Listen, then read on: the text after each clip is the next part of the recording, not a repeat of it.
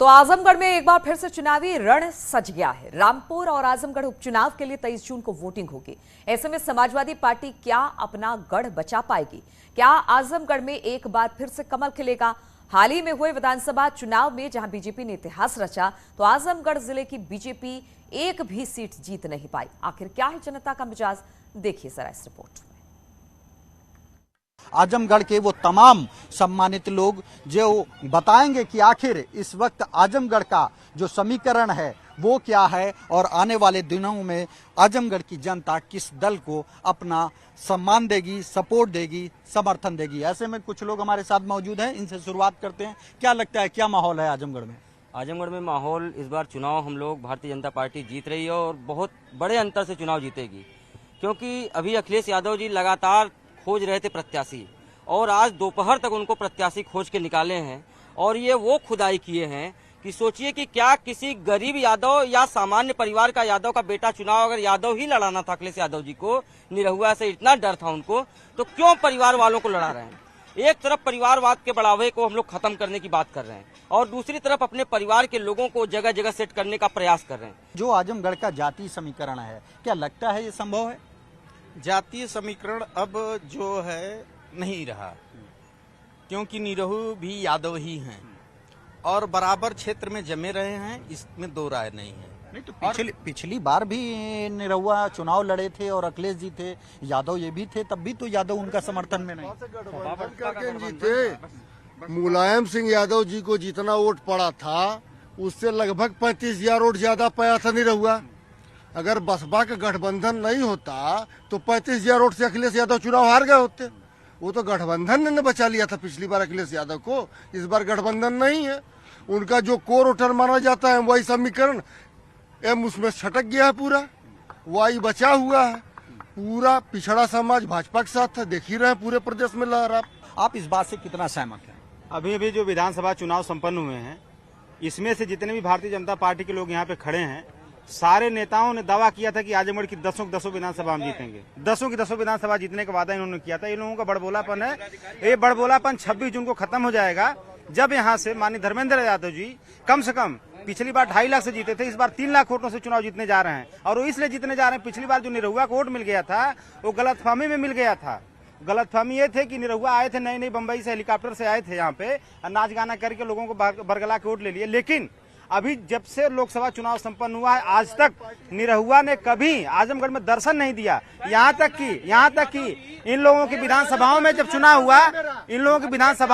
हुआ, तब भी निरहुआ नहीं आया। भाजपा वालों से ये पूछना चाहते हैं, परिवारवाद आप में नहीं है? कल्याण सिंह का लड़का लड़ता है, परिवारवाद नहीं। उनका पोता लड़ता है, परिवारवाद नहीं है। राजनाथ सिंह का लड़का लड़ता है, परिवारवाद नहीं है।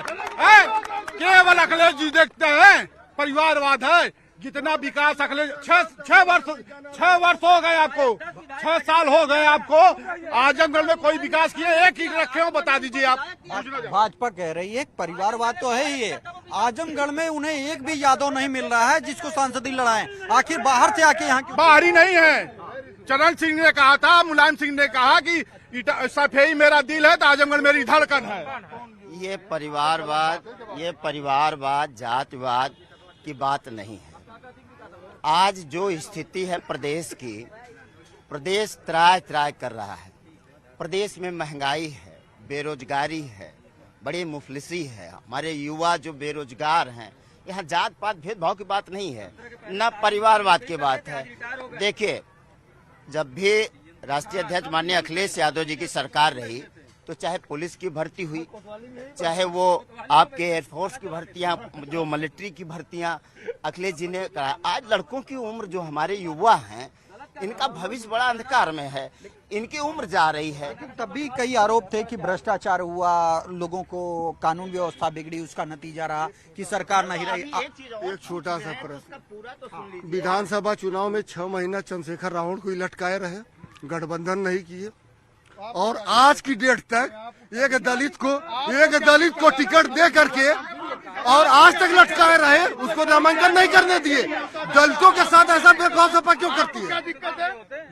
देखिए, ये लोग खिस्सा कहानी जुमला के अलावा कुछ नहीं जानते हैं। आजमगढ़ में सिवाय समाजवादियों का किसी का कुछ नहीं।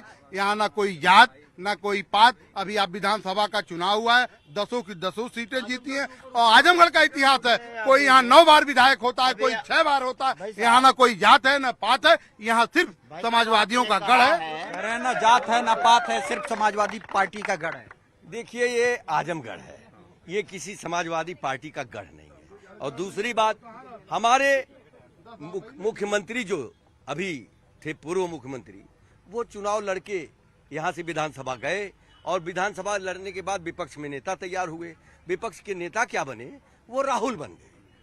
उन्होंने अपने मुंह से कहा कि मेरा परिचय अब राहुल से है। अब कांग्रेस वालों की संख्या बढ़ रही है, अब हम क्या बताएं। और ये कह रहे पेट्रोल और डीजल, और ये इनको अगर पेट्रोल डीजल सस्ता चाहिए तो पाकिस्तान चले जाएं, नहीं श्रीलंका चले जाएं। बिल्कुल, जैसा ये भी आरोप लग रहा है कि जो भारतीय जनता पार्टी थी वो जितनी उम्मीद थी रोजगार नहीं दे पाए। आज उनका कहना है कि युवा बेरोजगार है।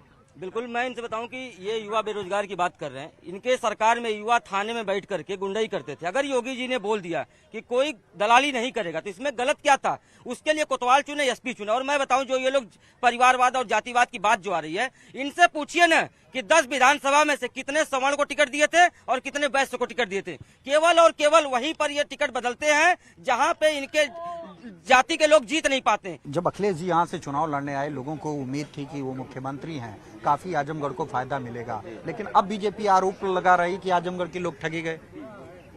आजमगढ़ के लोग बड़ा एहसान मानना चाहिए। देखिए, सच्चाई से नहीं हटना चाहिए। माननीय मुलायम सिंह यादव जी जब यहाँ रहे तो यहाँ का बहुत विकास हुआ है। चाहे आपका पीजीआई हुआ, चाहे आपका महिला हॉस्पिटल हुआ, जो डिस्ट्रिक्ट हॉस्पिटल हुआ, काफ़ी मतलब उन्होंने किया। माननीय अखिलेश जी आए तो आपका कृषि विश्वविद्यालय, माननीय अखिलेश जी ने जो छठियाओं की चीनी मिल बनवाया, जो कि मैं समझता हूँ कि ये दुनिया की, एशिया की नंबर 2 है। मतलब कि इतनी बड़ी वो लगवाए जो बड़े पैमाने पे है। आजमगढ़ का एक बहुत बड़ी समस्या थी, 1 मिनट, आजमगढ़ की बहुत बड़ी समस्या थी विश्वविद्यालय। आजमगढ़ की कई दशकों से मांग थी, हम छात्र नेता भी रहे सिविल कॉलेज से, तो सभी लोगों ने लगातार आंदोलन किया, समस्याएं चली यहाँ पे। लेकिन जब अखिलेश यादव जी और मुलायम सिंह यादव जी से पूछा गया, उनका संसदीय क्षेत्र था, तो उन्होंने बोला कि आजमगढ़ को विश्वविद्यालय की आवश्यकता नहीं है। और आज भाजपा सरकार ने विश्वविद्यालय दिया जिससे युवाओं का कल्याण होगा। और सुहेलदेव, महाराजा सुहेलदेव जी के नाम पे विश्वविद्यालय शुरू हो गया और जुलाई में उसकी परीक्षा होने जा रही है। और मैं बताऊं, जो ये विकास की बात करते हैं, आजमगढ़ के ऊपर समाजवादी ने कोई एहसान नहीं किया है। 10 विधायक आजमगढ़ ने जिता के उनको भेजा था, इसलिए उन्होंने किया। और अपने घर से अखिलेश यादव ने अपने घर से सफाई का खेत बेच के विकास नहीं किए। हमने विधायक बनाया तो उन्होंने काम किया। जो जीतेगा कहीं विश्वविद्यालय नहीं है, बच्चे है विश्वविद्यालय है, कहीं नहीं है। बताइए आप, ये झूठे बयान देने वाले लोग हैं। आजमगढ़ में हम समाजवादी 10 सीट जीते हैं। 5-6 साल हो गया, अभी बाढ़ नहीं लगा तार का। ये 6-10 साल में यूनिवर्सिटी बनवा रहे हैं, कुछ नहीं कर रहे हैं, झूठ बोल रहे हैं। यहाँ से वहाँ, वहाँ से यहाँ, इनका यही कोल बात बहादुर में अखिलेश जी अपने निधि से 40 लाख दिए थे, रुपया दिए थे, लेकिन ये सरकार ने पैसा वापस ले लिया। विश्वविद्यालय की बात जो की जा रही है, शिक्षा का स्तर निरंतर गिरता जा रहा है। विश्वविद्यालय हम लेकर क्या करेंगे अगर हमारे पास रोजगार नहीं हुआ? रोजगार हमें चाहिए सर। विश्वविद्यालय, ऐसा विश्वविद्यालय टीचर नहीं है। आप यहीं डीएवी विश्वविद्यालय देख लिया, इंफ्रास्ट्रक्चर नहीं है। डीएवी विद्यालय, महाविद्यालय में इंफ्रास्ट्रक्चर नहीं है। चंडेसर कॉलेज है, वहाँ टीचर नहीं है, तो हम अचार डालेंगे विश्वविद्यालय की बिल्डिंग लेके? हमें तो टीचर चाहिए, शिक्षा चाहिए। लेकिन ये समाजवादी पार्टी का गढ़ रहा है, हमेशा समाजवादी पार्टी के विधायक रहे हैं, सांसद रहे हैं। उस दौरान क्या क्या उपलब्धि मिली?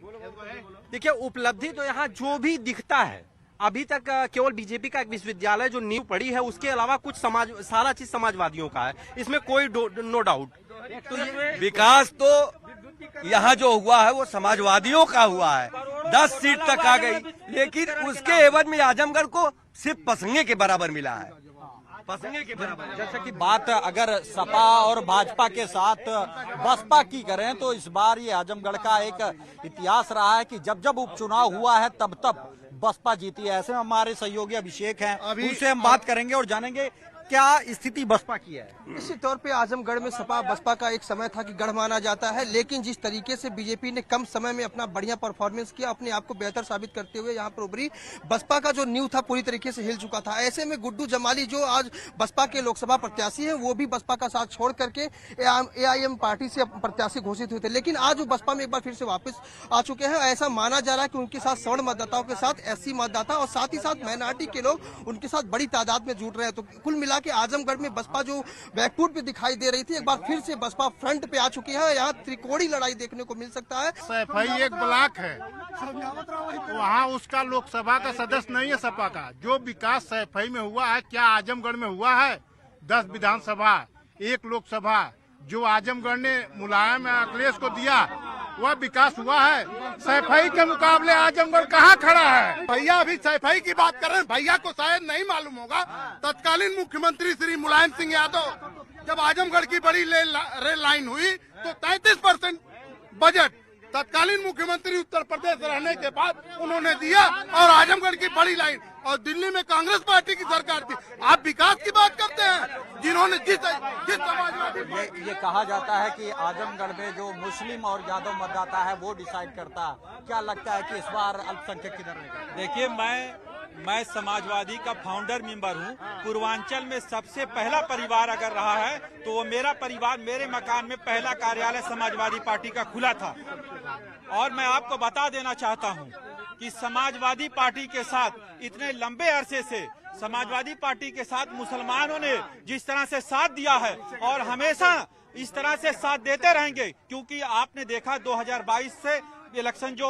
आप वर्तमान में विधानसभा था, उसमें लोग कहते थे कि MIM का फैक्टर जो है काम करेगा, और वो सब लोग जो है मुसलमान जितने भी हैं सब लोग कह रहे हैं कि लेकिन मैं आपको बता देना चाहता हूं, ये कह रहे हैं हमने जो 10 विधानसभा सीट को मैंने कहा था काफी लोगों के सामने कि हम जीत कर दिखाएंगे, और पूरे प्रदेश में मुसलमान समाजवादी पार्टी को छोड़कर कहीं नहीं जाएगा। भाजपा वाले कह रहे हैं कि जितना सपा ने आजम का साथ दिया उतना ही देंगे। भाजपा वाले जो भी कहते हैं, मैं आपको बता देना चाहता हूं, समाजवादी पार्टी के समाजवाद मुसलमान है, और इस पार्टी के साथ मुसलमान हमेशा रहेगा। क्या लगता है आप? देखिए कि जिस तरीके से आपको यहाँ आए कितने समय हुआ होगा, आपने देखा पूरी तरह से बात अब तक एक राजनीतिक गलियारे की हुई। जिस तरह से ध्रुवीकरण किया जा रहा है, जिस तरह से चीजों को प्रस्तुत